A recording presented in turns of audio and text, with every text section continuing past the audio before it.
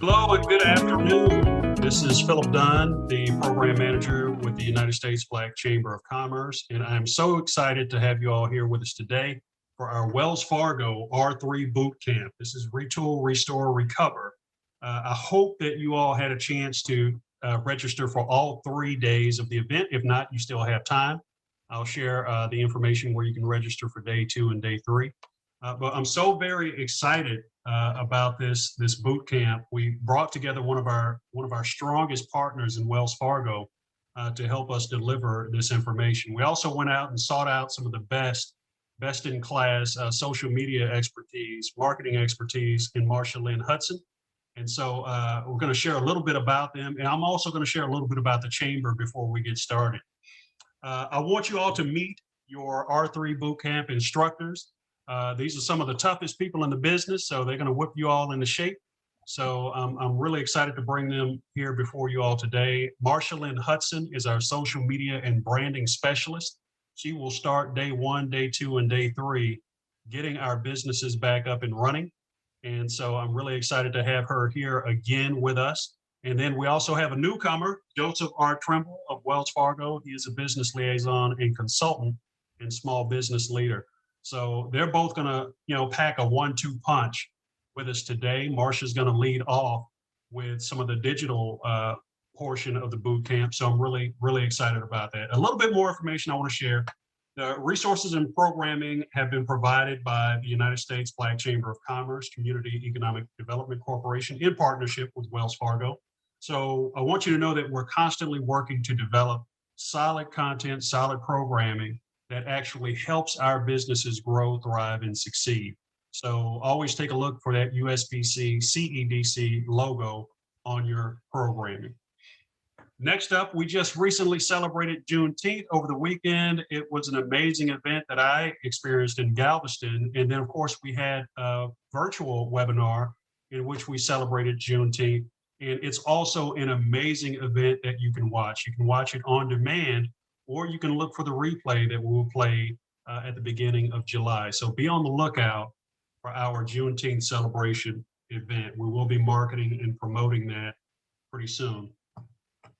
And then next up, we have virtual webinars and on-demand resources. Visit usblackchambers.org/webinars to get an idea of all the different content that we have available for you all to go out and watch. And there's plenty of information on advancing Black entrepreneurship, plenty of information on certification and contracting. So there's all sorts of information that you can go out and learn about, and then of course apply it in your businesses. We also have Grow with Google free training. We partner with Google to provide us with some content that helps our businesses to grow, thrive, and succeed. Definitely go out to visit usblackchambers.org, Grow with Google, or you can visit our webinars page as well to look at scheduling an upcoming event. And then lastly, always make sure to stop by and show our page some love. Go to usblackchambers.org. You can take a look at our /CARES Act page to look at information on how to join the United States Black Chamber. You can also figure out how you can come and attend some of our weekly webinar series events that we have upcoming. Always visit the USBC website. We are the national voice of Black business. Now, without further ado, I want to turn it over to our lead boot camp instructor who's going to whip you all into shape. She is going to get us started, get us going, and I want you all to soak up as much information as you can. We are recording this webinar so that we can make sure that we have this available to us at a later date. But Marsha Lynn Hudson is going to get us started. Marsha, how are you today? I am great, and I'm excited to be here. So glad to have you, Marsha. I'm going to have you go ahead and share your information with us, and then we will get started with today's events. Okay. And while Marsha is getting ready to share this information, I will also be providing a link to a questionnaire. Now, you can answer the questionnaire throughout this presentation, or you can answer it at the end of this webinar, this boot camp. I want to make sure that you all get a chance to share your thoughts and help us design good quality programming in the future. Without further ado, Marsha. Thank you so much, Philip. As always, I am so happy and excited to be here to bring this boot camp to you, day one. And I hope you stick with us in day 2 and day 3, because you are going to get so much information. So we're going to talk about today new trends, because as 2021 started, and I can't believe we're halfway done, there are some new trends in social media for us as entrepreneurs, business owners.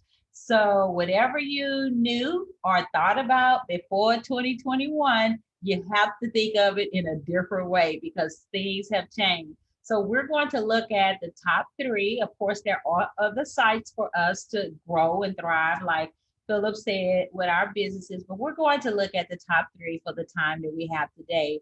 And that would be Facebook, Instagram, and LinkedIn. And I'm so excited about bringing you this great information. So I think about sayings, and I really like to surround myself by sayings and mantras and positive affirmation. And here is one I want to share with you. The secret of change is to focus all of your energy, not on fighting the old, because social media is different now, not doing things that we used to do, but on building the new. And that's what I'm going to give you some nuggets today on the new trends and the new changes to help you grow your business. So we don't want to focus on, well, I set up a Facebook page and I did this and I set up a LinkedIn page and this is what I used to do. It is so different now. So let's focus all of our energies on not staying in the old, but building up the new. So I am Marsha Lynn Hudson, and I love, love, love giving webinars, and I love to watch them also in my spare time. I am a social media and branding strategist. I'm a professor of writing, an English professor at Wharton County Junior College. And I've been there for 20 years. I couldn't believe it when they told me you met a milestone. You've been here for 20 years. And I really love teaching adults and just entrepreneurs, business owners. I am a professional photographer. That's what I started out doing when I first finished college. And that business has grown. Also, I love taking headshots, branding, helping websites, and things like that. My husband and I have a photography and video business. He's a drone pilot, so we've expanded that. I do help entrepreneurs with website design, and I love blogging, podcasting, YouTubing. I just everything online, because it is a big deal for us as small business owners, and that's my website there. So what will we learn today? So much. I have so much to try to give to you in this short amount of time. So we're going to learn about the difference between the sites, because people ask me, can I just post the same thing on all sites?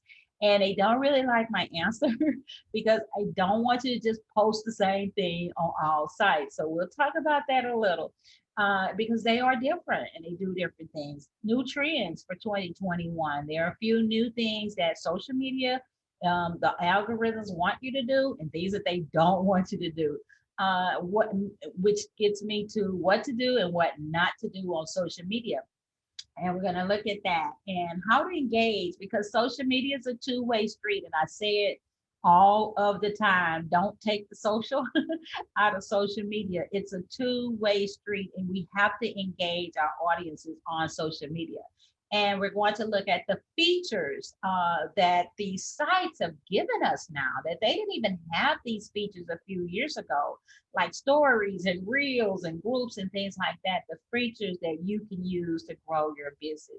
And I always like to say in my training, what if you walk away saying, wow, I didn't know that, but I am glad I know it now. I tell myself that whenever I go to a training. And I'm like, I want to at least get an idea or two that I can add to my business and make sure I'm doing it correctly. I'm like, wow, I didn't know that. And so I'm glad I know. So stay to the end, because we are going to have Q&A. I really like Q&A. And then don't forget, we're going to have the Wells Fargo representative come on. So it's going to be a lot of great things today. And I will have free resources for you at the end. So do you ever feel stuck at times? Or you're just like, what to do, or unsure of what direction to take? Should I be on Facebook? Should I be on Instagram? Should I be on LinkedIn? It's just like you don't know which direction. Or sometimes just unmotivated and unproductive because it's so much and it can be overwhelming. And we just lose motivation and you get confused and overwhelmed. You're like, look, I just need a plan or a strategy or a starting place. Well, it's very natural to feel this way at times. And so we're going to help you in this training today not feel like that. Okay, so are you ready? So we're getting ready to begin. I hope you have a pen, a paper, your favorite beverage. Take screenshots with your phone if you like. Turn off your distractions because you are going to get some great tips today. So the first thing is, what is social media? And with this new trend, I learned that because I do a lot of research, a lot of research, that social media, sometimes people don't realize what it is. And so I wanted to give a good definition so we can start off with that. Social media is actually a tool. And it's a tool that we can use as entrepreneurs, business owners to create and share content. That's the first thing that social media is.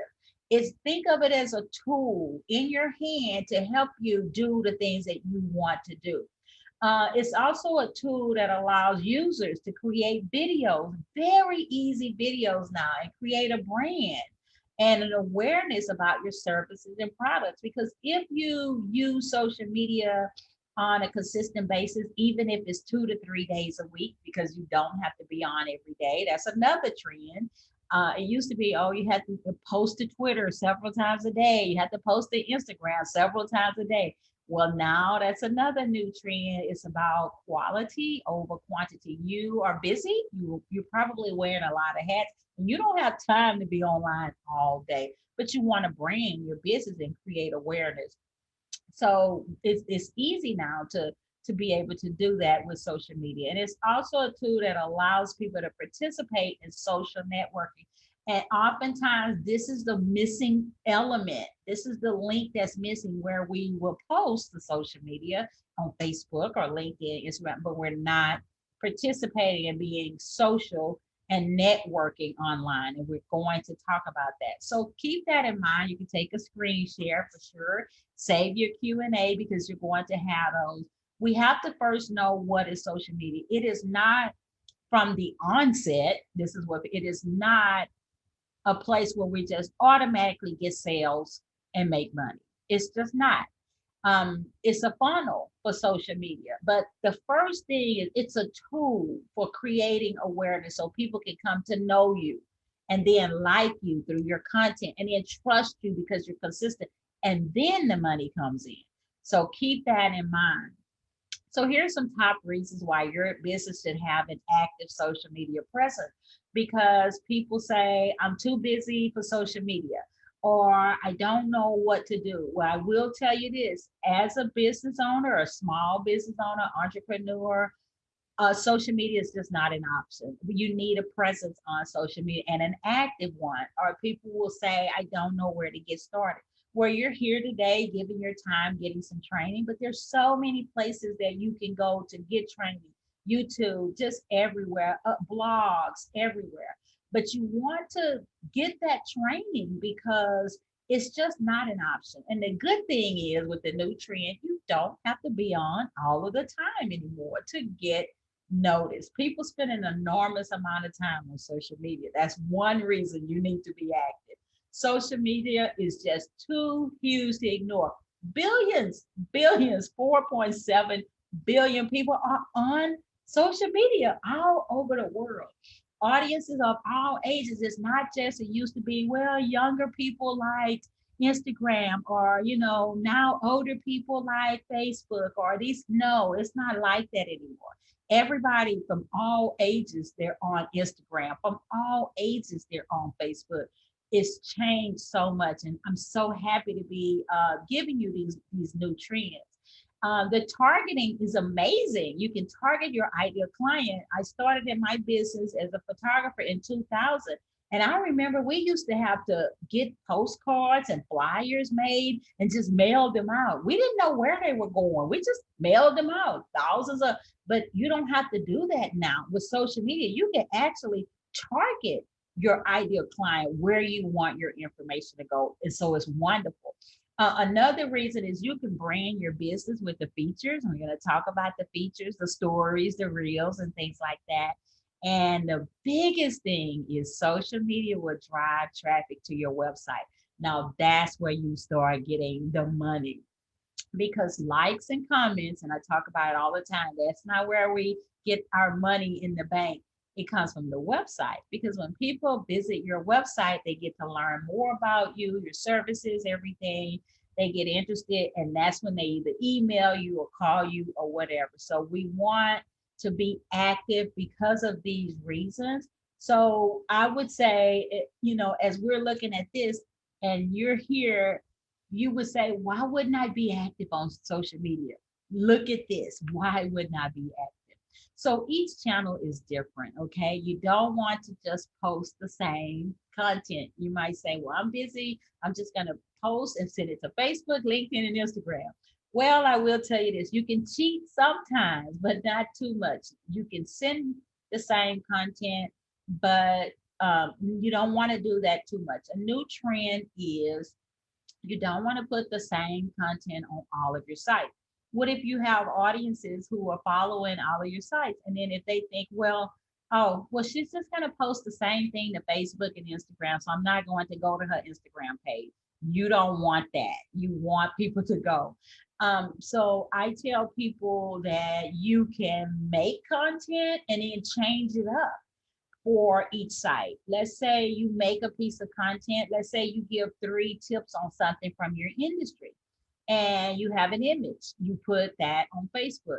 Then you go to Instagram and change it up a little. You can change the wording a little. You can change the image, or you can do a video with that content. You don't have to keep making content. You just need to change it up. And then you may go to LinkedIn and make it more formal in your content, use a different image.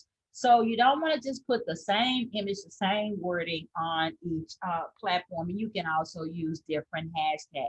So a Facebook business page is a resource that helps businesses connect with their present customers and grow their online presence to get new customers. See, these channels are different. Okay, so that's the Facebook business page, not the friend one or the profile, but this is what it does. It helps you to connect with your customers. That's why you want to make sure you don't just post, you want to interact. Now, Instagram's main purpose is to enable users to share images and videos to engage their audience. And on my last webinar, I talked about how you can use short form video, or I call it snackable video, 1 to 2 minutes, and engage your audience for Instagram. Instagram loves it, loves video, and it doesn't have to be long. So the main purpose there is to use images and videos. And you don't have to pay a professional photographer like me to put images up on Instagram. You can take them with your phone. Your phones are great. And so these are new trends with these top sites here. Now, Instagram used to be a place where we would say, okay, this is for youngsters. They go there and they dance and they do videos and they have fun. Not anymore. Instagram is a great place for any industry to grow their business. So it would just be so beneficial for you to learn everything you can about Instagram, because it's a lot to learn.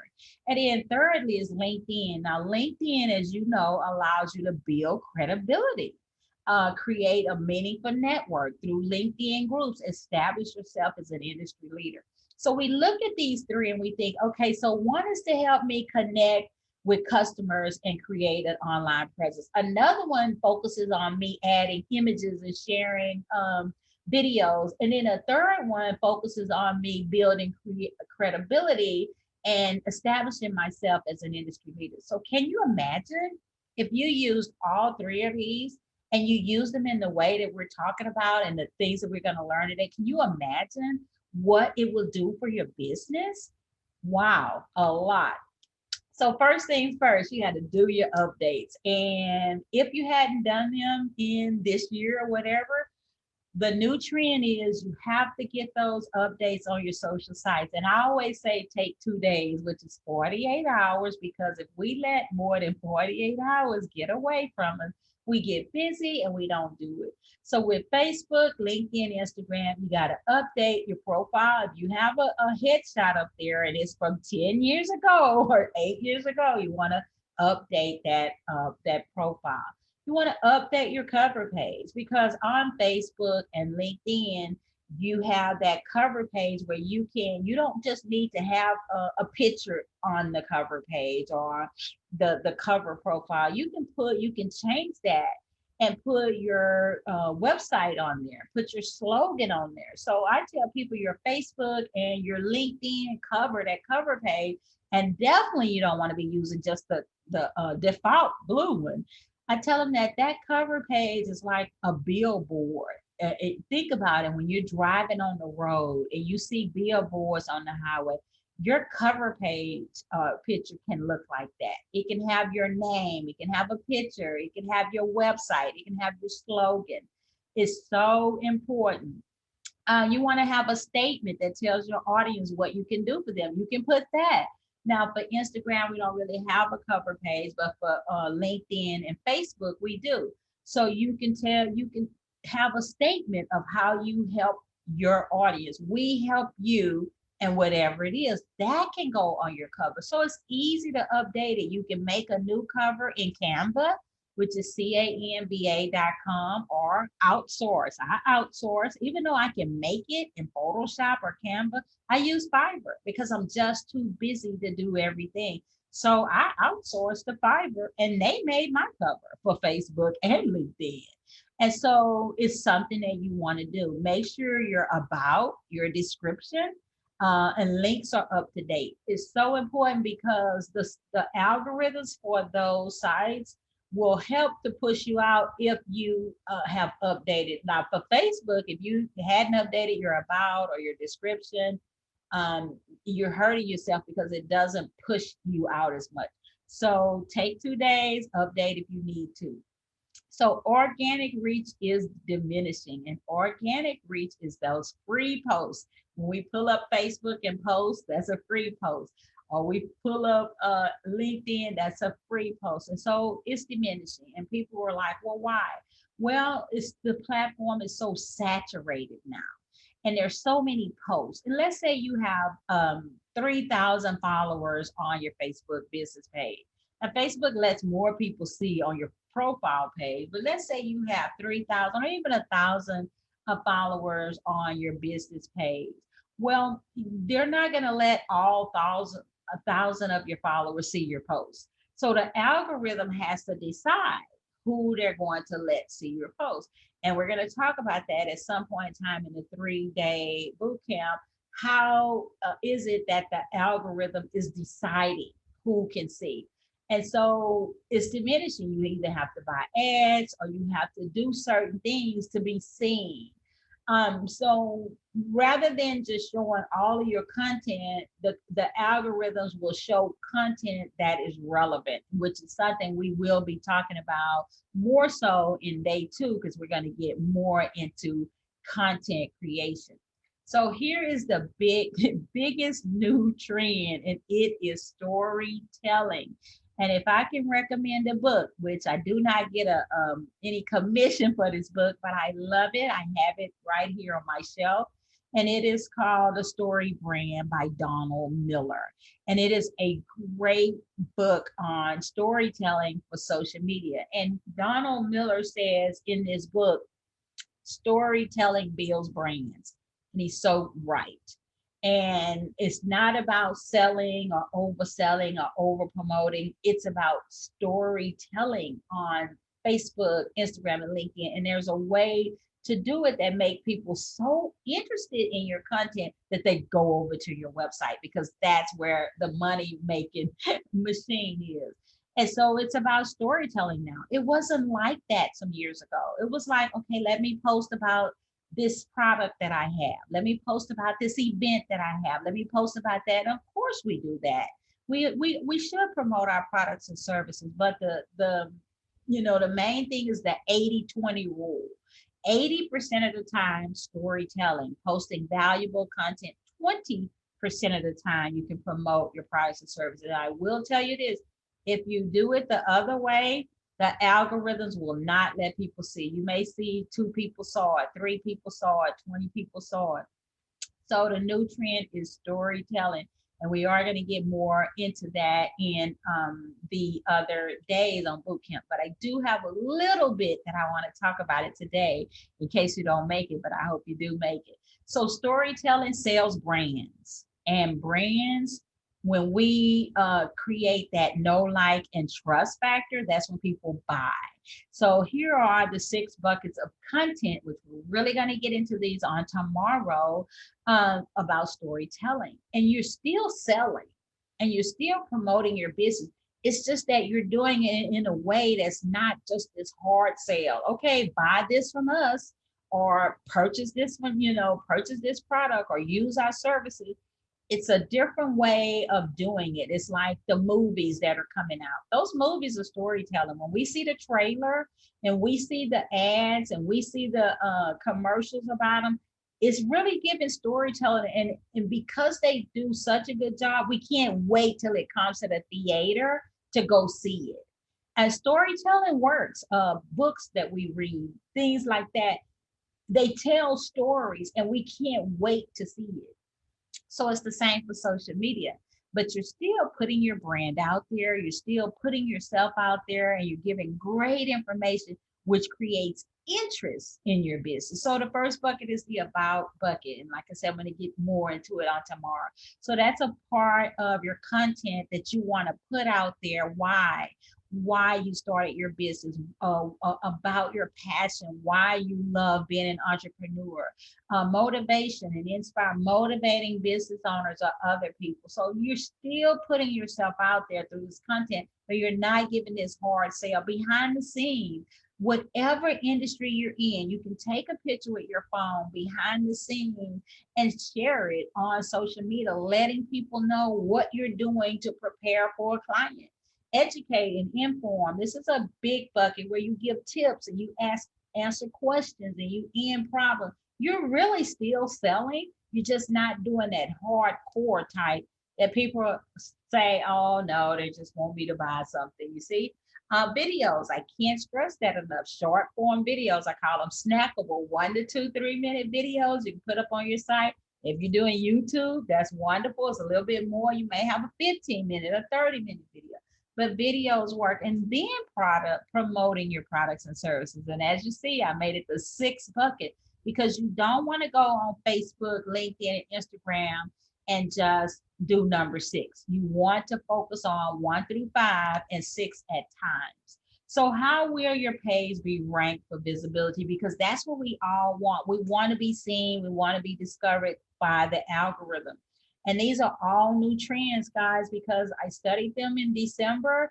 I was like, wow, we got some new things coming down the pipe. And I did a lot of studying in December to get ready for the new trends of 2021. And they change all the time. Even in the few months that we've been in 2021, some of the trends have changed again. But these will help us to rank well with the algorithm so we can be visible and found. So the length of time that you have been active on your pages. Now, Facebook, it kind of docks you if you hadn't been active. But never fear, you can start getting active. So if you hadn't been active, Facebook is not going to hardly let anybody see. So you got to start getting active. If it's 2 days a week, that's great.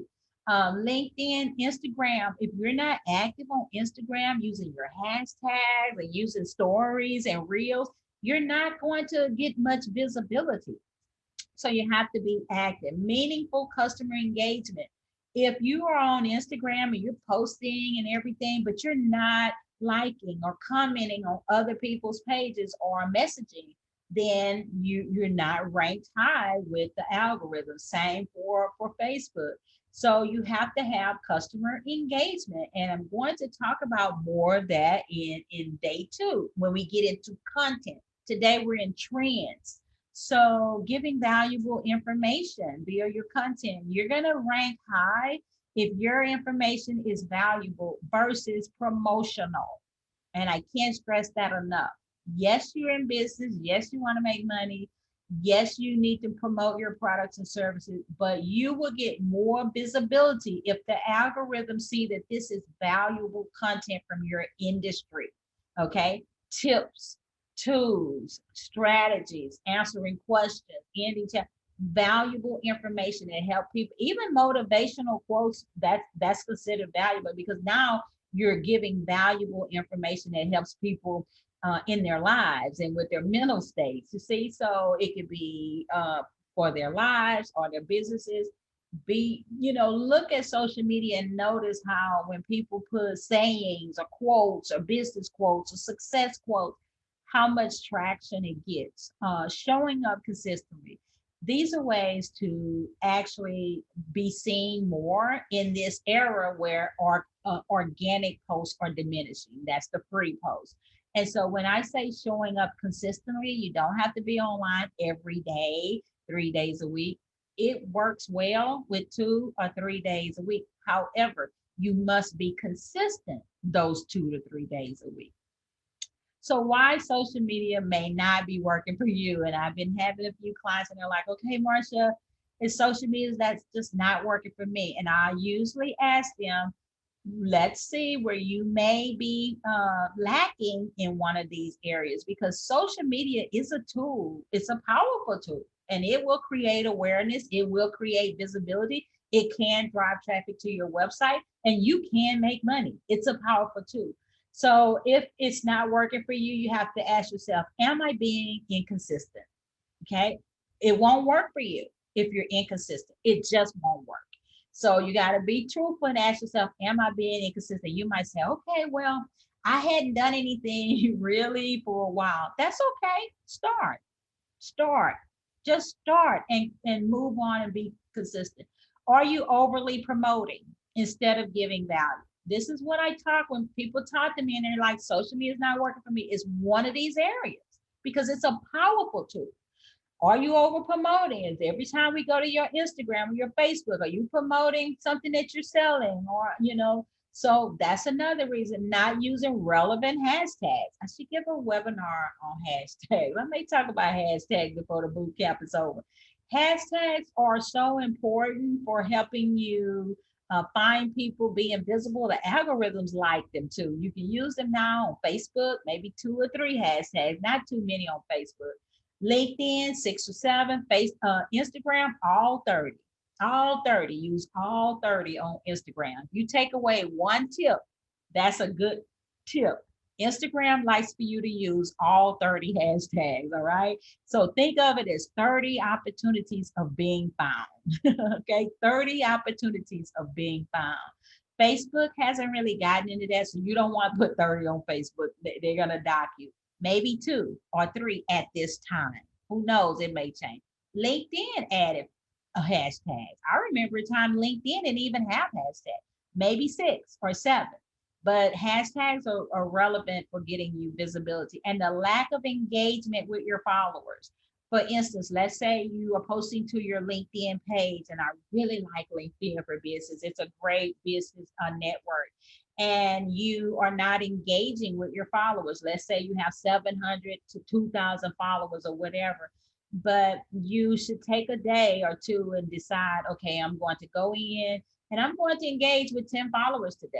Maybe go and DM them, direct message. How are you doing? How's it going? It can be regular conversation. Social media is social. It doesn't have to be about business.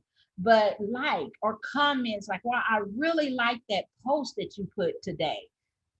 Having engagement. So if social media is not working for you, it's usually one of these 4. Okay, so take a screenshot if that's you, is one of these 4. So what not to do. So now this is a new trend.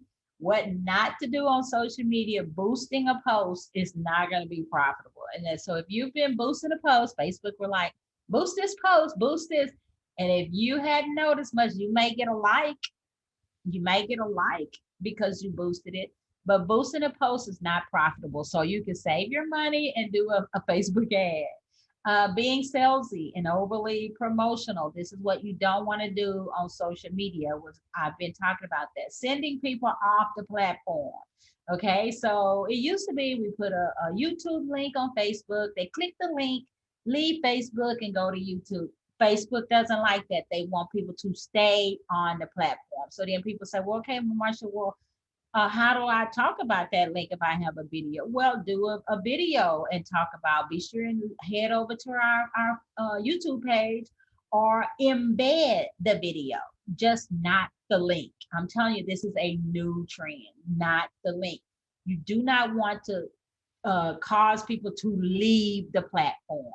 And I see people on Facebook posting, be sure and check out our website, and then they put the link. That used to be okay, but we don't want to do that anymore because we don't want to cause people to leave the platform. Your content should be so good that when they're finished reading your post, they will visit your website, you see? So that's another thing, ignoring comments. Comments should be answered within 48 hours. If someone leaves you a comment on Instagram or a comment on Facebook, you get you get to win with the algorithm when you respond to the comment. And using clickbait. And I'm gonna, my next slide, we'll talk about clickbait. We can't do that anymore. We used to could be able to do that, but not anymore. So take a screenshot, because these are some new trends for things that we don't want to do if we want to create visibility. So you can create content that people want to follow. And so the content is enough where you don't have to use clickbait. And this is clickbait, asking people to share. We could do that in the past. You know, you put a post like, please share, or asking people to comment, or asking people to visit your site. This is clickbait. So the algorithms doesn't like that anymore. Now, of course, in Instagram, you have that one bio link, and you can make a post and you can say, click the link, click the bio link for more information. But you don't want to go to Facebook and say, be sure and visit our site, and then give them a link to leave. Okay. Your content should make followers want to share and comment without you having to say. Another way you can get people to comment is at the end of your post, ask a question. And so you may, I may put a post up on Facebook or Instagram. And I put one up today on branding, because that's my thing on Instagram, how to brand and grow your business. So I can have 5 ways to do it. And then at the end of my post, I may ask a question and say, so which one of these ways are you using? You see, instead of saying, leave a comment, if I ask a question that they want to comment to, then I don't have to say, leave a question. Or if it could be a fun post on a Friday, on a weekend, and I might say, it's the weekend, busy entrepreneurs, take a break. I plan on heading to the beach, but what do you plan on doing to take a break? You see? So the question can, entice someone to comment without me asking. So that's clickbait. So what should you do on social media? Okay, these are the new trends. And when I read about this in December, I was like, wow, I have to give a webinar on this because people don't know this. So you want to be consistent. That is key. You can Google it, and all you will see, if you can see ways to build your business online, or ways to brand online, or ways for social media, and you are going to see, be consistent. You have to be consistent or none of this works. And I know people say, Marsha, I'm so busy, I'm doing so many things. You have to figure out how to do a 2 to 3 day plan, or hire somebody, hire a student. Post valuable information. This is what you want to do. It's all about storytelling, and that's what's going to help build your brand. Valuable information, tips, questions, strategies, things from your industry to help people say, wow, I'm so glad I read that. Wow, I'm so glad I didn't know that. That's valuable information. Relevant hashtags. Yes, you want to use hashtags. I have a free hashtag guide on my site, because hashtags are really going to help you build and brand and grow your business. And we are going to be talking about hashtags in this 3-day boot camp. Today we're on trends though. Like and comment on your followers pages. That's really a new trend. I have to tell you, I used to just post. But now we have to comment. We have to comment. We have to thank people. We have to, show that we're engaging so the algorithms can see, because it's all about the algorithms. They're not people who are running Facebook, LinkedIn, Instagram. It's algorithm, it's machines. Connect and build relationships through groups. And we're going to talk about groups in this boot camp, Facebook groups. Oh, that is a great way to brand your business. It's a trend. Groups are awesome. And people are like, oh, I'm in a lot of groups. I'm like, okay, well, are you active? You don't need to be but in a few if you're not going to be active. Pick a day that you're actually going to go and participate in your groups. What if you're in 5 groups? What if Wednesday is your participation in groups day? Pull up your Facebook page, and because it tells you the groups you're in, go to each group, post something. Now you can post the same information in your groups, but show up, be active, and people get to see you're building a relationship. And when you're in the group, don't just post, comment, respond. People are asking questions in groups. People are doing everything. Engage, build relationship. So social media is a powerful tool when it's done correctly. So it shouldn't be, social media is not working for me. It's too powerful not to work for you. It's 4.7 billion people online not to work for you. Some people are making a killing on social media, but you have to go through the steps. You have to go through the funnel. The funnel starts with people getting to know you, showing up, people getting to like you through your comment, people getting to trust you because you're consistently showing up. And that's when the sales come in. Social media is very powerful. It will drive people to your blog, drive people to your website, drive people to your podcast. I love podcasts. I was like on the treadmill yesterday. I posted it. I was at the gym. I was listening to email marketing podcast, social media, and then it will even cause people to purchase your products. So it's very powerful. How do you engage your audience on social media? These are the new trends. So we're starting out today with, if you're in this space where you're like, okay, I've set up on social media, I do it sometimes, this is what I've done. I want to get you in the mindset of it's time to make a change to move forward because they're new trends. So that's what we're starting with today. So you can answer questions and end people's challenges with your social media. This is a way to engage. And I can't stress enough how you can really do this with video, a short form, snackable video. You can have a Q&A day where you say, I'm going to have Wednesday, and that's going to be my Q&A day where you pick up your phone, you make a video, you ask a question, and maybe a client asks you, and you answer it. It works. You're engaging with your audience. You want to be the solution. Damon John, the shark, I really like him.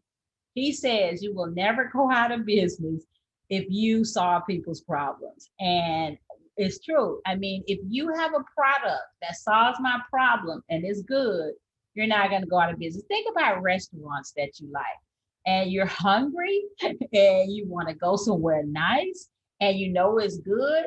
You always, you go there. They're never going to go out of business. They solve a problem. They give a solution, you see? And it's like that with us as business owners. Like and comment on people's pages. Like I said, respond to messages, be active 2 to 3 days. So you might want to take a screenshot because this is how to get social media to work for you. And I know it works because I've been doing it myself and the research works and people are doing well on social media. Even people who are telling me, well, Marsha, I work all of the time and I don't have time. So maybe you're a side hustler or maybe you're a solopreneur. It still works for you. You just may need to use some auto schedule tools or maybe get a little help, but it will still work. So how do you win with the algorithm? Because that's the thing in this culture. That's the trend, and you've heard it. I know you have. Winning with the algorithms, because that's where we have to win with the algorithm to get seen. We have to win with the algorithms to get discovered. We have to win with the algorithm to grow. So you have to post at the optimal times. And I have a slide that talks about the best times to post. And that really works too. Even though people are online all of the time, there are some times that you can post on Facebook, LinkedIn, Instagram that gets you better visibility. Okay. Always add an image or video. That helps also. Okay. Not just text. So if you go to Facebook, LinkedIn, or Instagram and you go to post, always put either an image with your content or video. Always, okay? Whether you took the image with your phone, whether it's an image from your products or services, or whether you got it from a place like Unsplash. I really like Unsplash for copyright-free images. That's Unsplash. You don't want to just go to Google and put an image because it may not be copyright free. So you can go to Unsplash and get all kinds of images free to use on your social media. And you can also take them with your phone and use on your social media or create images with Canva. I really like Canva. I really suggest Canva, Canva. There's a free version. I use the paid version, but the free version has a lot of features. Also, you can get images there, but you always want to use an image. Increase your engagement with engagement endings, okay? And here are some engagement endings. Ask a question, like I said, at the end of your post. Let me know in the comments what you say at the end of this post without saying, please comment. Let's do this together. These are engagement endings. You can put this at the end of your post, a phrase or a quote at the end of your post, but don't end with clickbait at the end of your post. So here are the optimal times, and you can take a picture of your screen with your phone, the best times to post on social media, even though people are there all of the time. So here are some statistics for Facebook, Twitter, Instagram, and LinkedIn. So if you're saying, okay, I post to Facebook, Instagram, and LinkedIn, but I don't want to go at all of these different times. Well, pick the best 2 to 3 days and pick a time within the frame. For me, and then pay attention to your analytics to see. For me, if I post to Instagram and Facebook around 12:30 or 1:30, I get a lot of traction and I post and I look at it. Whereas if I posted at 10, maybe not. So sometimes I post at 11:30 and I check my analytics. And so I figured out for me, and you have to look at your order, if I post to those sites between 10:30 and 1:30, I pretty much get some good traction. And I've also found if I post between lunchtime, 11:30, 1:30, get some good traction. Because you don't want to be having to go to one and then another time for one. That's just what works well for me. So here's a good schedule to go by or a time frame to kind of get you going. Now for me, 4, 5, 6 p.m. just doesn't work. It may work for you. Okay, it may work for you, but you have to check your analytics to see. And like I say, every good post should have three things. You want to have an image, you want to have valuable content with your hashtags for some, and you want to have an engagement ending. You don't have to have an engagement ending for every post, but sometimes. Okay, so you want to use the features. These are new trends. Oh my goodness. So all of these sites have added these features. So you want to use the features on social media to grow your brand. You might say, well, Marsha, I am so busy. How am I supposed to do all of this? I like to say, pick a day out of your 3 days a week and do a feature. Use a story, do a stories. They're on all sites now. They're on Instagram, Facebook, and LinkedIn stories. So you can do a story. And so where you take a post and make it a story, it's a 24-hour thing. Reels, that's new. You can do a reel on Instagram, 30-second reels. I don't do TikTok. I didn't add it to my arsenal. I'm already too busy with everything else, but reels is very similar. So you can do reels. The algorithms will really push you out there if you use the features. Now it's so easy to add video. Oh my goodness, you can even do live. You can do StreamYard and go live on all sites at one time. I do like StreamYard and you can Google it to get some information. But I think it's a free version too for StreamYard. But if you want more features, if you want to be live on YouTube, Facebook, Twitter, all at once, StreamYard, I think is maybe $20 a month. You can go live on all of those platforms at once. I tell you, you will really grow your brand. And let's say you decide, I'm going to go live. I'm going to do live every Thursday. It could be 10 minutes. And StreamYard will send it to your YouTube channel, your Twitter channel, your Facebook, all at one time. Is wonderful. Another feature, low cost ads. Facebook and Instagram, low cost ads. You can run an ad $10 a day. And you can do a 3-day ad. That's $30, which we used to spend lots of money on marketing. Well, you could just spend $30 and learn to do low cost ads on Facebook, LinkedIn, Instagram, and really the algorithms will push you out because now you paid. And you can watch YouTube videos to learn more, because I know we only have a little time in this training.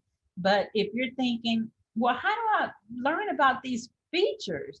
Go to YouTube. You can learn easy. Go to YouTube and type in, how do I use stories on Instagram? How do I use stories on Facebook? Because you can find anything on YouTube.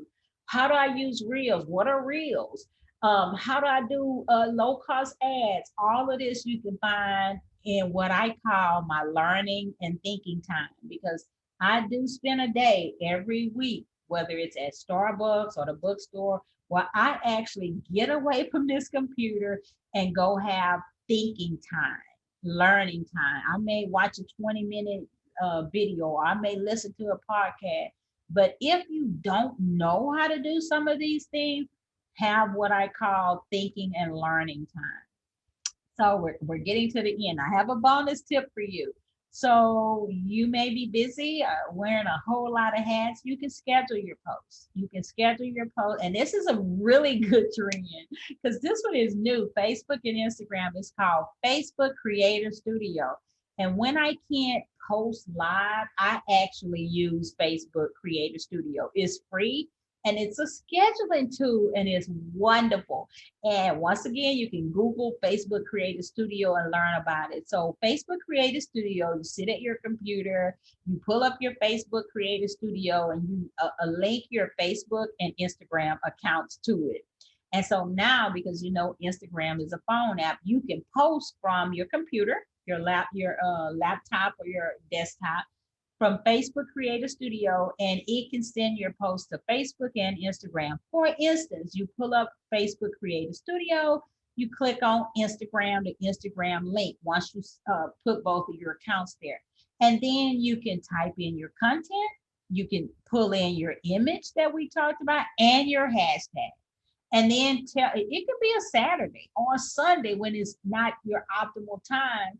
And let's say you have time and it's 8 p.m. or 9 p.m., which you don't really want to post it, but you go and schedule and you work on your Facebook Creator Studio and you tell it, send this tomorrow at 12. It's wonderful. And then you click on your Instagram link, and then you put in your content, you put a different picture, you put in your 30 hashtag, and then you tell Facebook Creator Studio, send this tomorrow at 1 p.m. So even if you're busy, now you have Facebook Creator Studio free and easy to schedule your Facebook and Instagram to go out at the times that you want it to go out. You could schedule for months in advance. Now you can't use LinkedIn on Facebook Creator Studio, but you can post to Facebook and Instagram and schedule the post to go out. And this is how it looks. So when you go into Facebook Creator Studio, is really easy. And it's going to come up and it's going to be a blank. You put in you can copy and paste your information. Say you have it in a Word document, put it in there. Let's say you've saved your images on the phone, pull your image, pull your hashtag, copy and paste your hashtag, and tell it when to go. It's wonderful. And this is how it looks. So be sure in your free time to look up Facebook Creator Studio. Just Google it because it's free. So you want to become a magnet for your ideal client. And you know what? You really can with social media. you can really become a magnet. You should start thinking that. I want you to start saying that. I'm a magnet for social media. I'm a magnet for social media because I created a piece of content. You know, I'm a writing professor. A piece of content, I did some research during the pandemic shutdown in 2020 on the mindset. And I learned so much how success starts with our mindset and what we say. It's amazing how what we say about ourselves and what we think, how we can be a magnet for what we want. So I want you to start saying that I'm a magnet for social media. Now, you can't just be the magnet without doing anything, okay? You got to do some of the stuff. You can, oh, okay, she told me to say I'm a magnet for social media. And you get up every day talking, I'm a magnet for social media. You go get on the sofa and watch TV. You're not going to be a magnet, okay? So there are currently 4.7 billion active internet users worldwide. And I looked it up the other night just to be sure. It's awesome. So the question is, will you be found? Now, I don't need 4.7 billion clients every month. I need a few, and you can get a few. Determine how many you need every month to have the kind of life you want. Maybe you need 10 a month, a 5 a month, a 20 a month. It's billions online. You don't need them many. Will you be found? And the first step is just to show up. And if I can, entice you or encourage you or motivate you to just start showing up 2 to 3 days a week, then I've done something today that was good. All you have to do is decide.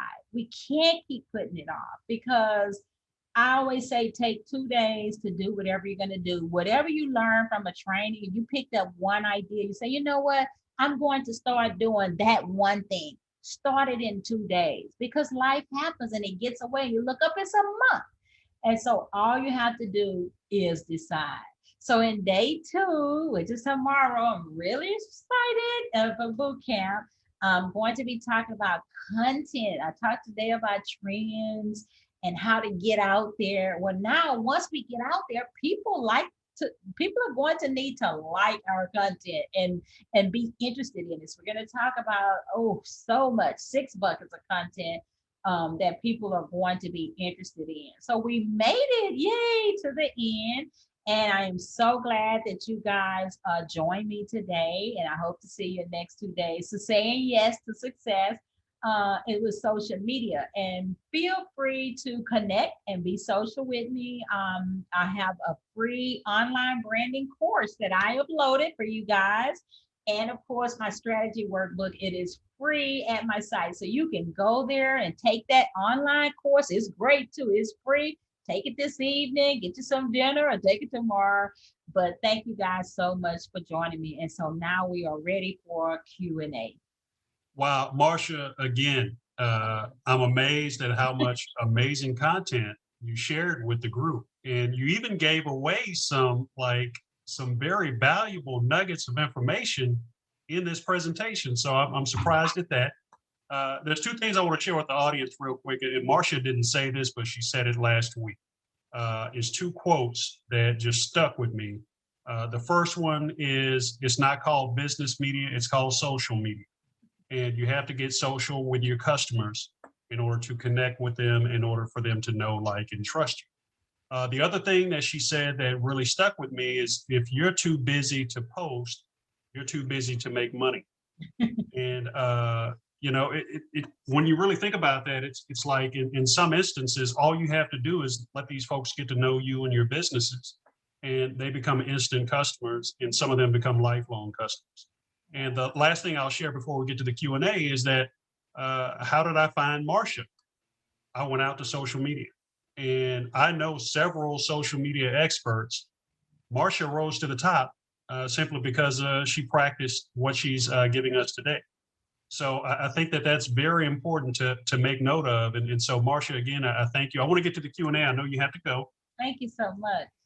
But the first question comes to us from my good friend, Lisa Freeman Williamson, who I had the pleasure of interviewing. Lisa Freeman Williamson is from WTF Weigh the Facts, which is a very interesting nonprofit organization that has ventured into politics. She has a question about how often should we refresh our covers? Oh, that's a great question.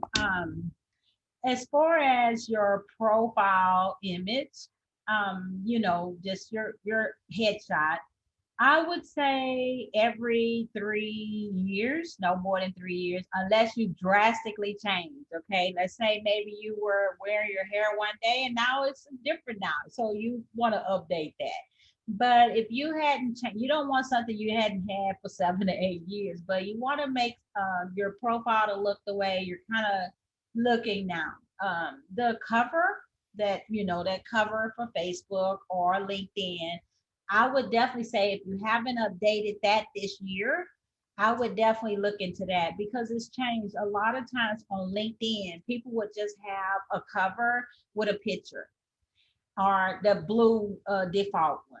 But that cover now, you want to change that if you had made it look like, to me, a billboard. So you want to have, maybe if you're branding yourself, an image of you, your slogan, maybe a phrase of what you do to help people, your www.com.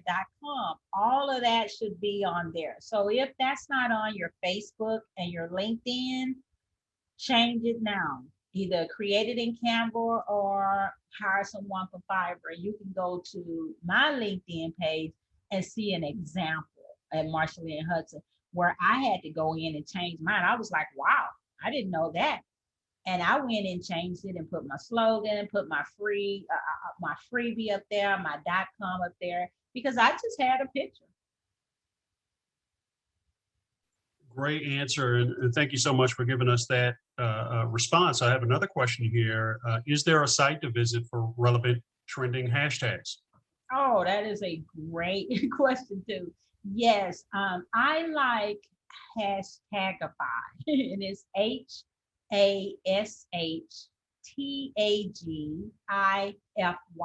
Hashtagify. But I will tell you this, another thing that I do for good relevant hashtag is model people who are doing it well on Instagram. So let's say you go to industry leaders who are in your industry, who are doing it correctly on Instagram, and see what hashtags are they using. And that's a great way. I go follow a lot of social media influencers and I look at the hashtags that they're, I was like, wow, that's a good one. Hashtag stay at home, hashtag boss lady, hashtag people in business, hashtag small business owner. I've gotten so many ideas and I have a free hashtag guide on my site, like from other people and the hashtags they are using. But Hashtagify is a place to go and find relevant hashtag. Instagram is a place to go and find relevant hashtag. And tomorrow, and I'll be sure and add this, I'm going to add to my content of the boot camp 4 categories of hashtags that are relevant. So hopefully that will whet your taste buds to come tomorrow. Oh, perfect, perfect. And thank you for building that into tomorrow's boot camp class. Next question, where would I be able to find someone to help with building social media content calendars? So far, I've tried posting on Handshake to a couple of college job posting boards. I have a limited budget, but I really need to be able to find someone to help with Oh, building that's social great. media content. Well, if you want someone to help you manage your social media and you're on a budget, you may want to get them for 2 to 3 days. I like to recommend my people to look on Fiverr, but check them out because just because are a student, but just because a student is young, sometimes we think, oh, they're young, they know social media. It doesn't mean they know what to do. So, looking for a college student to help or I used to manage people's social media myself, but I got crazy busy, so I stopped doing it. You can even email me. I still have a few students who I would recommend. Some of them I had to get rid of them, but I have a few that I would recommend. And what they do is for some clients that I have, I've recommended them, they will manage 2 or 3 of your sites 3 days a week, and it's very affordable. Whereas if you hired a company to manage your social media, they're out there, you can Google, it's going to be like $500 a month. And sometimes that's just not in the budget at this time. So a student or someone on Fiverr may be 150 a month. So I think that 150, 160 a month is a good investment for having somebody to help. But you might say, well, I can't even at this point, I can't afford 150 or 160 a month. Then you're gonna have to do the scheduling too. Whereas do it on the weekend. You see, so either you're gonna have to use a scheduling tool on the weekend where you schedule your 3 days, or hire someone from Fiverr or a really good student. I have a few that I know that they're gonna be around 150 to 175 a month, or check the people out on Fiverr. And all of these will be 200 or less. But like I say, a company, because I had a lady call me, she said, I've been paying a company $500 a month for 6 months. She's paid them $3,000. And she said, and social media is not working for me. And I looked at her site and I say, well, the company is doing what you asked them to do.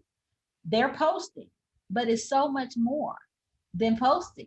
You gotta pay them for engagement. You gotta pay them for video. They're actually doing what you asked them to do. They are showing up for you. So, but it wasn't working because it's such a different trend now. You can't just post. So that's the only, you can email me. I know a few people, but try Fiverr, find a good student, but the student needs to be trained. And they can be trained with me on what to do. Or I'm sure this webinar is recorded and they can be trained on what to do. All right. And thank you so much, Marsha. This last question we are going to save for tomorrow. I hate to tease you all with this one, but I know that Marsha has given us a lot of good information on today, and I want to save some of this for day 2 and day 3. So we're going to ask this next question on tomorrow. So Marsha, once again, on behalf of the United States Black Chamber of Commerce, I want to thank you for a successful day 1 of boot camp. I already feel empowered. I feel like I'm a magnet, and now I'm going to make sure that I don't just sit on the couch, but I actually do the work. So, this last question we will ask tomorrow, Marsha. We are going to turn it over to Joseph R. Trimble, who is waiting in the wings. We're going to bring Joseph in here in a moment. But any last words before you take off, Marsha, other than what you shared with us about tomorrow, day 2? Well, yes, I want you guys to come to day 2, but I guess I would say for the last words, I gave a lot of information today, and I know you're busy, you're doing a lot of things, you have your regular life too, but if I can say anything, spend at least 20 minutes a day, 15 minutes a day doing something on your business, whether it's reading a blog or watching a video or checking out Facebook. Just spend 15 minutes or 20 minutes a few days a week doing something to build your business, and you're going to see growth. All right. We'll let that be the last word. Marsha, again, I thank you. I can't wait for day 2. I'm looking forward to it. And we're going to let you have a great day. Thank you so much, Marsha. Thank you. You guys have a great day. I can't wait for tomorrow. And then also, folks, be sure to fill out the questionnaire that I put into the comments and into the chat. If you didn't get a chance to do that, I'll make sure to share that with you again. And want to make sure that we get everything over to you all so that we can get as much information as possible about how we can build in and improve our webinars going forward. So with that, we're going to turn our attention to Mr. Joseph R. Trimble, and he is going to share some information with us as well on behalf of Wells Fargo. So Joe, I am going to share your slide. And if you don't mind, if you can go ahead and introduce yourself as we prepare. Yes, absolutely. And thank you. And good afternoon, everyone. Marsha Lynn, I have to just say thank you before you jump off there. What I get to do with Wells Fargo is I support small businesses. And I'll tell you, social media is just a component of what people are asking and wanting to learn more about it. I took some really good notes, and I did connect with you on LinkedIn. So hopefully I'll be able to send some people your way as well. Like you, Philip, just seeing the action taken by the information she's teaching us and knowing that she's using it, that's what resonates, right? That's what we're here to do. And that's what we are obligated to do to continue to support each other. So thank you again, Marsha Lynn, and appreciate the share. Hello, everyone. My name is Joe Trimble. I am a small business leader for Wells-Fargo Bank. I have the opportunity to support multiple states in a region. I cover Arizona, Nevada, Alaska, and Washington.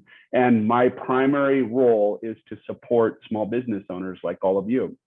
Now, I do that through a variety of different ways. And today, I'll share a little bit about some of the takeaways that I've collected through my learnings and through my opportunities to educate around small business. But for the internal side of things, I spend a lot of time working with our relationship managers. And to me, growing up in this company, now hitting just actually last Monday, 20 years, I've learned early on that banker role is a critical component of a small business relationship. I don't think we've really maximized that relationship as much as we should have throughout the years. And it's why now, and what I get to do today, I get to really spend time improving on that from a bank perspective and for Wells Fargo as a whole, along with my peers. So today, and what I'll bring to the table are some ideas and some ways, tactical ways, to really put into motion activities within your business that can help drive success. And it all stems from this year-long journey. Well, actually now, we're more than a year along this journey of being in COVID and really seeing firsthand now that vaccines are becoming more prevalent in our communities, seeing what this new glimpse of what a new normal might look like. Over this past year, I've seen American businesses really drive home the fact that they're a community player. And that to me is what ultimately we all want to be as we continue to build our business and continue to be stewards for each other. Small businesses succeed when small businesses work together, and I'm a true believer of that. Along that journey, I've learned quite a few things about what business owners are facing. It's not good to see, but it's something that for me, I put into perspective when I travel between states, virtually, that is. I see that business owners have common struggles, but how they overcome those struggles and what they do to find ways to pivot and maneuver around those struggles can be slightly different. And I love being able to take those philosophies and share them more broadly so everyone has an opportunity to be able to improve their business acumen. Each small business is unique. So today, and what I'll share is very high level. This is tactical activities. And I know my counterpart tomorrow, Camille, will do more of the deep dive and we'll get more into the nitty gritty.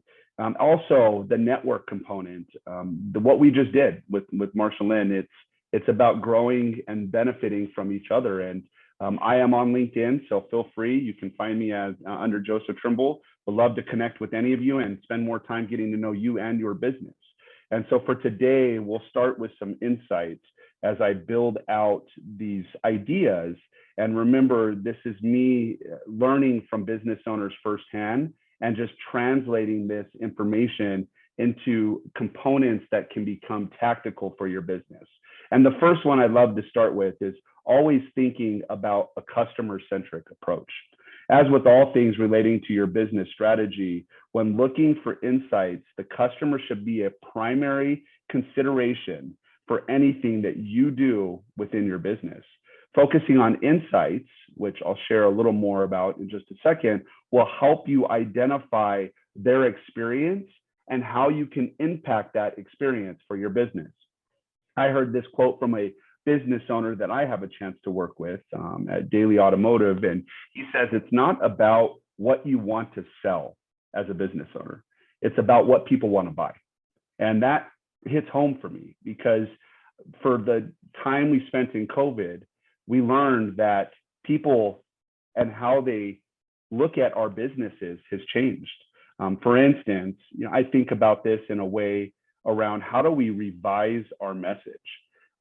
In olden days, a message could be broadcasted and it could land and it could create business. But knowing that people today are doing things differently, like opening more emails, 21% more actually than in years past, are using a variety of different forms of communication to help understand what they can do to improve their business.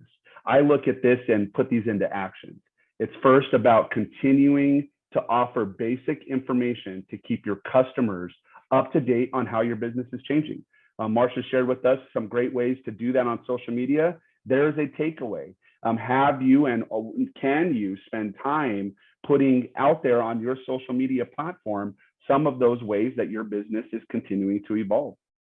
It's also about the second action, which is building goodwill via customer-centric products and services, as well as through relevant content. I captured relevant content in the last presentation quite a few times, and I couldn't be a more believer of that. It's timely, and we have to understand that these insights, and depending on where you're collecting your data from, we know that consumers' spending habits have changed. And if we can create something that people want to buy, and I think the other quote was, we'll never go out of business if we continue to solve people's problems. One of our Shark Tank experts, that right there is what that relevant content means and what business owners will grab onto, or consumers will grab onto from a local small business. And then the third action that I like to put into place here is really acknowledging customer concerns.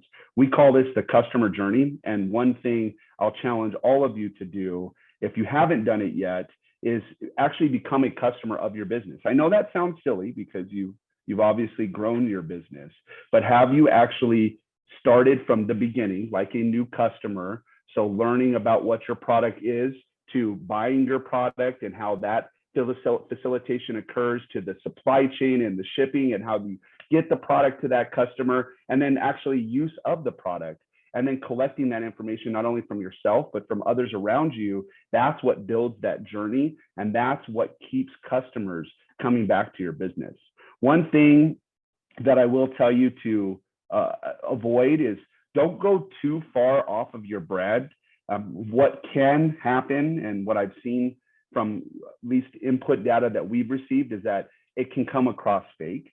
Make sure any mention of COVID-19, if you still choose to, and at this point, honestly, that should start to phase, because we moved away from being in unprecedented times to now being more in unpredictable times. But if you do, make it feel natural and not like you're using the crisis to generate sales. Like you said, Philip, it's not about business media, it's about social media. It's about getting to know your customers. The next component that I would drive home around insights is really about what you know and what you don't. As the situation with the pandemic continues down this path of the new normalcy, ensure that you continue to be fully familiar with changing rules and guidelines, and to be able to prepare for what may come up. I mentioned it earlier. It's about unpredictability. It's about planning your business and creating a plan in a way that allows you to pivot as needed based on any unforeseeable circumstances. For instance, and one that I've been sharing a lot with business owners, is the supply chain breakdowns that we're starting to feel today that have not been evident. One, because people are either buying more, or we're seeing new businesses enter into the industries, which is creating a bigger demand. And those instances have to be documented, and we have to have backup plans to be able to uncover ways to continue to drive our business. So make sure that you stay in tune, and I'll make a plug for it. Social media, LinkedIn is a great way, and one of the major ways that I do that on a consistent basis. And then last but not least is look to your network.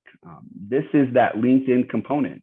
This is where you can spend time learning from those around you who are a part of that bigger network that help with the guidance and insight, and more importantly, that you lean on for advice to really help you build your planning piece for your business, and also to enhance your strategy.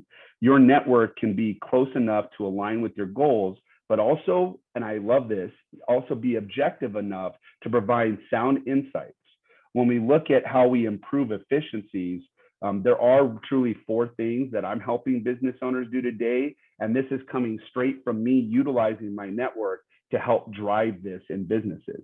So I'm going to give them to you quickly. The first tip to help improve business efficiencies is to track the time you're spending on financial tasks. So go through and look at how many hours in a week or in a month do you spend making deposits, paying vendors, billing customers, processing payroll, handling general accounting tasks. Once you know that total, this is where you can get very good and lean on step 2, which is really building a solid relationship with your financial advisor. Here is where they can help you integrate and build into your business on ways to increase efficiencies. If you are spending a lot of time making deposits, your banker can provide an option like mobile deposit. If you're spending time billing customers, you could potentially find a new way to make those payments more automated, to take some of that responsibility off of your plate and give you more time back to do what you do best, which is run your business. That's the piece that you started, why you started your business. And it's something that as financial institutions, we want to make sure that you can do. So step 3. So the first one was track the time you're spending on financial tasks. Step 2 is investigate whether investigate a better relationship with your financial advisor. Step 3 is consider hiring part-time staff or third-party accountants or consultants. I know that came up, and there's a lot of people out there starting to do this type of work. Remember that when you hire someone, you have to have a return on your investment. Experts can help you find ways to work more efficiently and spend fewer hours doing what those tasks that we talked about, and help you put more time into the part of your business that drives the number one component, which is that revenue. So look to hire those part-time staffers or third-party consultants. And last but not least, how will you spend your newfound time? It's not just about finding the time, it's about using it effectively. If we go to the next slide, I'll talk here just about connections. 2 of the different components that I've seen business owners lean into that have been extremely successful is the first one, which is pressure testing your ideas.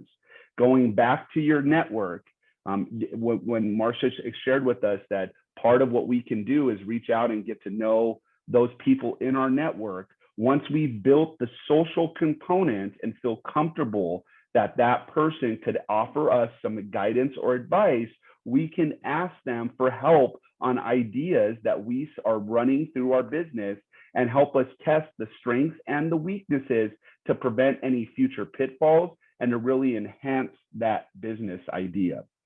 Number 2 is from connection to customers. Focus on what you can offer and not what you're selling. And I said that a couple of times already, and I'm a huge proponent of that because the buying willpower of individuals has changed. And if we can find ways to find what they're wanting, which is that connection that we make through the social media platforms, that's where we can create the customer-centric approach. Your connections can help potentially provide valuable customer knowledge, depending on the product you sell and offer, by getting them involved in your business. But it doesn't happen until we have a relationship with them and that we can fill that trusted credibility that we need to get, that we can lean on to help build those ideas into our business. On the next slide, let's shift to business strategy. And the number one thing I'm seeing business owners do, and this is a hard one because it really is a moment of self-reflection, but it's know when to pivot. The pandemic has shown us just how quickly the business environment and the experience for our customers can change. Everything from a business's operating model to the tendencies of customers need to be understood and documented and need to be talked about with our network in order to ensure that as we think about the changing needs of our customers, we have ideas in our pocket on when and how that pivot will take place. But it gives us an opportunity to be forward thinking, to really focus in on how do we adapt our offerings, how do we change our business model, and then how do we put that back into a strategy that reflects the needs of our consumers or our customers. The next component here is around focusing on the basics. Not everything needs to be revolutionary. It's about the basics that's what's got us to where we're at. What I'm sharing here and around the strategy, that pivoting doesn't always have to involve that big new idea. It can be a form of marketing that we're now implementing, and I'm going to call it out, the social media learning that we just had to really enhance the business offerings that our business can provide, but also gives us an opportunity to really share our mission and value that we want as a business owner and we want our customers to hear. We call it our capability statement, and it's huge because that's what gets people into our business, their foot in that virtual door, and then from there, offering that great product or service that we have keeps those customers continuing to return to our business. On the next slide, I'll shift to marketing as we think about the topics that we'll cover tomorrow. And the first component, I know we spend a lot of time here, but it's on digital and social media. And when I look at this, it's really around the marketing component. And it's not, and this isn't marketing as the usual or what we were used to. When we think about our marketing plans, it's really about taking stock of the way businesses, large and small, have changed their advertising across the board. And I'll give you some statistics here. 63% of companies have changed their messaging. That we get, right? We know and we've seen it, but have they changed how they do business and how they interact with their customers? That's the question. The next statistic is 74% of companies posted less social content. Now, when we think about the why, Marsha helped us learn some of that today. And nowadays, talking about your product is not the best way to grab customers' attention. It's that storytelling of whether it's your staff and some volunteer work that they're doing. It's where you're spending your time as a business owner. Maybe it's learning from a TED Talk and sharing that with your network. Maybe it's a book you read. But we as organizations, small businesses, need to find what customers look at, and being relevant and understanding that landscape is critical. And I'm glad Marsha touched on that, and we'll continue to touch on it over the next couple of days. And then the last statistic is 68% of companies expect to spend less on ads. So if we're generating or reducing cost in one area, it doesn't mean that we don't add it to somewhere else, but it's about adding it in a way that allows us to grab more of our market share. And like Marsha said, it's because social media and the amount of people using it, it's why it's becoming the most viable way to reach customers and to enhance relationships. An action around those statistics that I shared, pay attention to how customers react to new advertising campaigns that you see in your social media feeds for ideas on what to do and what to avoid. It's a great best practice and one that I consistently use as I interact with business owners to continue to help them challenge themselves and help them adjust their tactics.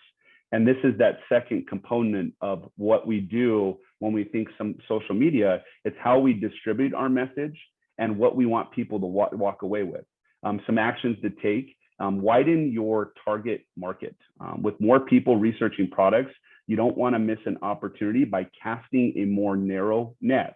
Remember, more people online mean more people seeing your content. That network will help you drive that. Another action to take is be friendly, and Marsha touched on this.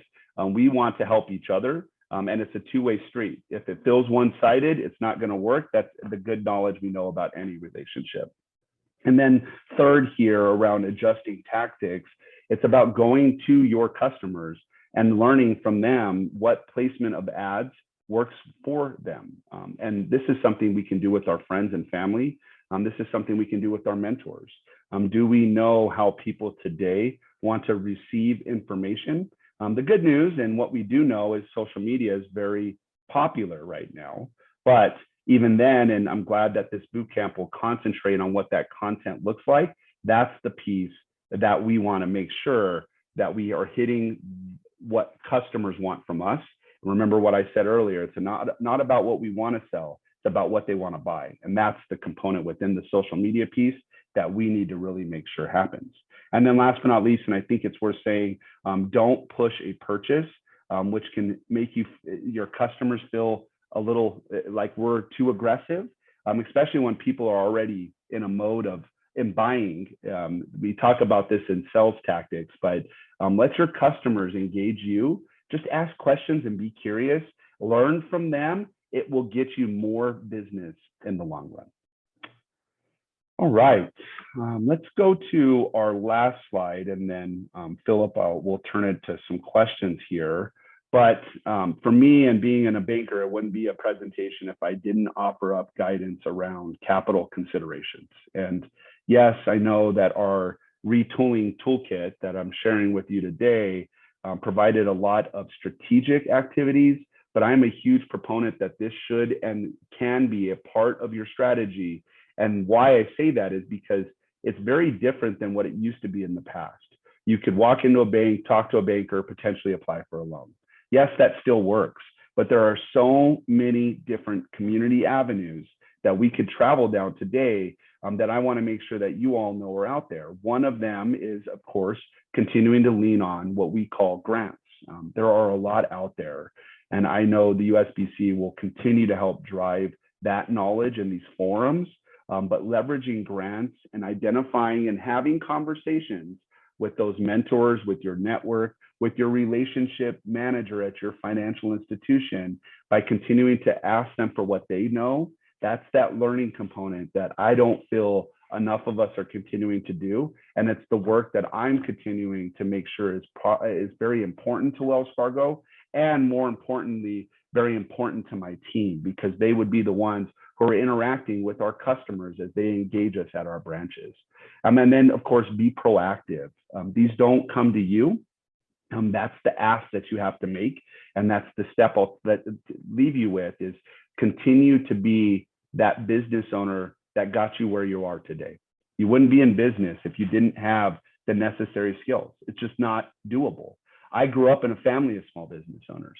I knew early on being a business owner was not something I wanted to do. Why? Because I needed that more structured environment that, and you can guess it, that Wells Fargo brought to the table, right?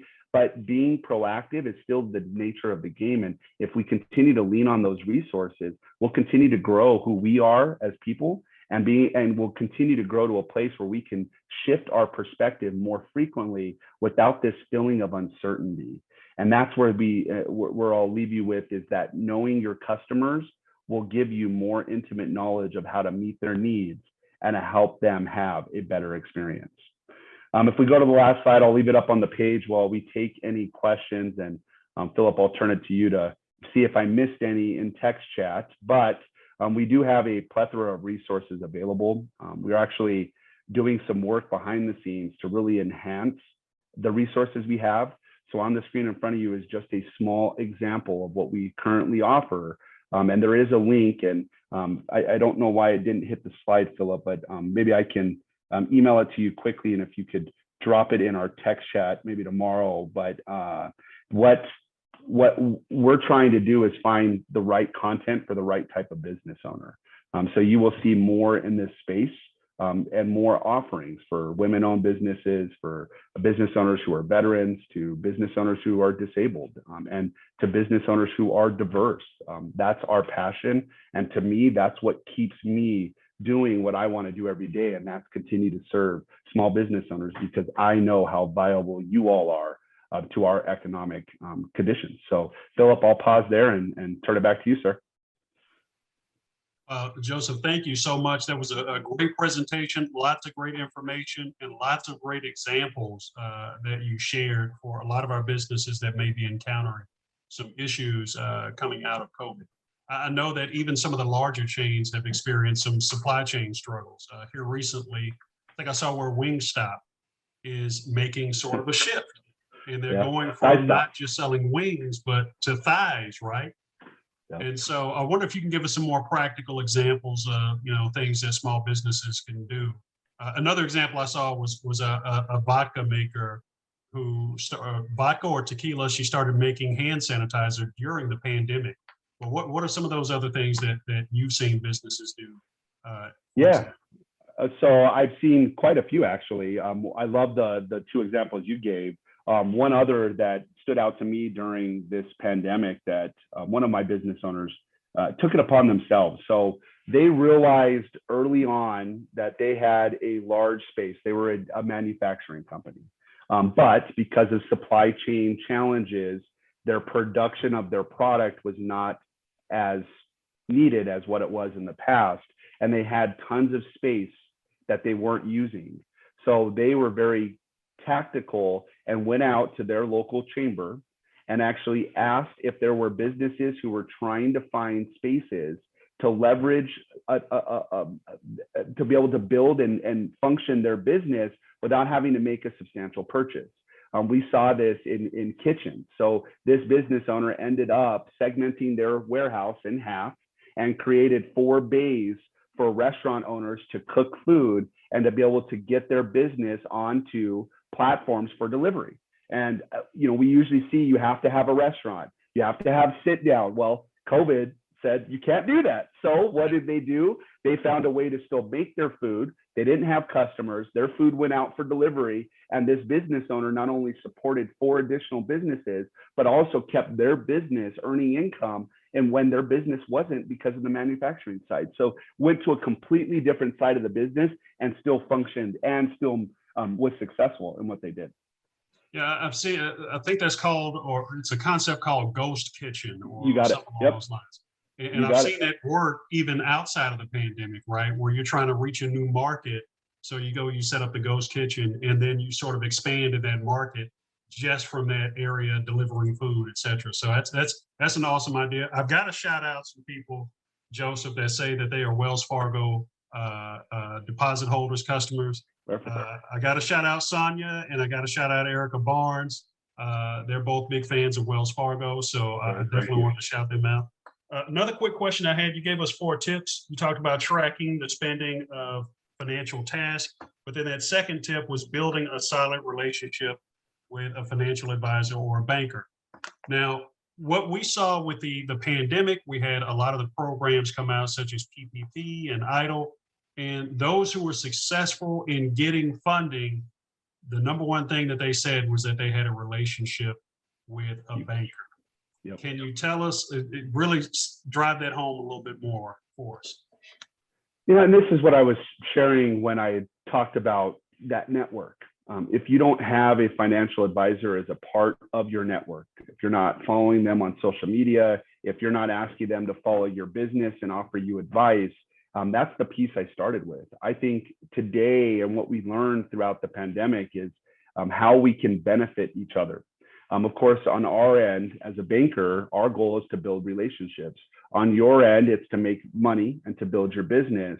And I think the two of us have a unified goal in what we're trying to accomplish. And both of us want to make sure your business has those added resources. Now, there is some financial institution responsibility, which is part of what I help with and along with my leaders, is we want to make sure our teams are well versed in these different parameters that could potentially benefit our customers. And it was a world of acronyms last year: PPP, RFR, EIDL. I mean, we had acronym after acronym, and we spent a lot of time here at Wells Fargo making sure our bankers heard from us firsthand what we were doing around each of those components, so it made it very smooth. Now, I know a lot of the financial institutions out there did that, and that's why when I had mentioned having a relationship with someone, it's about having a banker in your corner. They can help you by not only being a good customer of your product, but it's someone that you can be a little vulnerable with, because their ultimate goal is to see your business succeed. Otherwise, they wouldn't have their job. So it's a mutual two-way street, and we just need to spend more time cultivating that conversation between the two. I love it. I love it. And then, Joseph, I've got one more question. I know that we tied in social media today. A lot of folks are starting to cut their advertising costs in half or more by using online social media communities. This gets into that networking that you talked about. And these communities actually go out and they work on behalf of, the brand to spread the word and to help, build relationships. One example I've seen is Peloton, who, they used to have the in-person workout, right? And then, of course, now they went online and virtual, and they have the app, and people work right over my shoulder. I have a Peloton bike, and later on this evening, I'm going to ride. But I'm not going to ride because Peloton told me to, but because I'm a part of a community of Peloton users. Talk to us about that word community and how it can help our businesses as well. I think the one thing I think of is community, and what puts me into this space to want to talk about this is I have to go back to what has the community done for me and through my life. And I grew up in Albuquerque, New Mexico, and for those of you that don't know, the economic conditions here are not that of a metro area, where even though we're a city of about 700,000 people, we're considered on the rural side. And what I saw that this community did was rally the best of the best to be those people who supported everyone around them. And that community has grown. I learned a valuable tip way back when, that we are only as good as the community that we serve. And if we don't leverage that community mindset, we miss out. That's where the chambers come into play. We hear a lot about community development financial institutions who offer guidance and advice.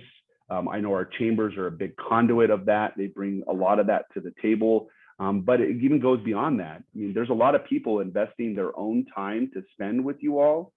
It's what Marsha started with. If you have distractions and you're not 100% focused, you're missing out. And that's where that miss from the community comes into play. I love being active, from board involvement to presentations like this, to being present when I can at local events to meet people, because the second complement to what we haven't talked about today is the power of the referral.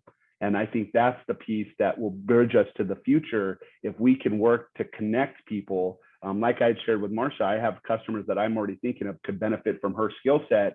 If I'm not bringing that to the table, and communities are, if we're not taking advantage of it, we're missing out. So definitely lean into that as a business owner. And you do already. I mean, you pay taxes, right? I mean, that goes into the investment of the community. You pay memberships to chambers. Leverage those memberships. Don't just write the check and walk away. Everyone is wanting you to succeed. You just have to be willing to take those efforts and then take what you learned and apply it back into the real life. Thank you. Thank you so much for that, Joseph. It is so very critically important that we reinforce these messages around community, around networking and relationships, especially when it comes to relationships with your banker and your financial advisor. So I definitely appreciate all that you have presented us with today on behalf of Wells Fargo. And then we also, the U.S. Black Chamber, on behalf of our president, Ron Busby, we want to thank you all for continuing to be a strong ally and partner of the USBC and the many businesses that we represent. So with that, Joseph, do you have any last words for this boot camp at the end of day one? I think the next 2 days are going to be critical. Take good notes when you're done. And I would even love to hear if we have even some follow-up, maybe some community groups that we could build. We heard it from Marsha with this audience to see what ideas they're going to implement and put back into their business. That's my word of advice. Don't spend time doing something if you're not going to use it. It's just a waste of your time. Exactly. Some great feedback just came in, Joseph. We're collecting information in a survey as well, responses and feedback. Perfect. But right now, Sandra just said, thank you. This has been some great information. So I know that this is going to be immediately impactful for our folks and immediately impactful for the folks that watch it later. So with that, all of you, I hope you had a great boot camp day one, and we have more for you in store in day 2 and day 3. With that, we're going to close out the show. Joseph, I want to thank you. Attendees, I want to thank you all for signing up, enlisting, registering for Retool. Stay tuned tomorrow for Restore and Recover in day 2 and day 3. So thank you all. I want you all to have a great, great day, and we'll see you all back here tomorrow.